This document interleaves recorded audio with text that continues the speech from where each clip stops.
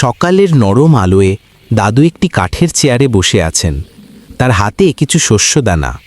তিনি বারান্দার রেলিংয়ের দিকে তাকিয়ে আছেন। একটি ধূসর কবুতর উড়ে এসে ঠিক দাদুর পায়ের কাছে বসে।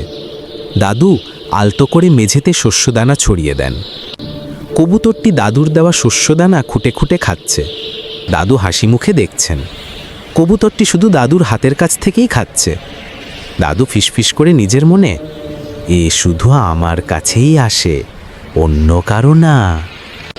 একজন অল্পবয়সী প্রতিবেশী বা নাতনি এসে কবুতরটিকে ডাকার চেষ্টা করে, কিন্তু কবুতরটি সাড়া দেয় না। সে আবার দাদুর দিকে ফিরে আসে। রোজকারই সামান্য মুহূর্তগুলোই দাদুর একাকী জীবনে এক টুকরো আনন্দ।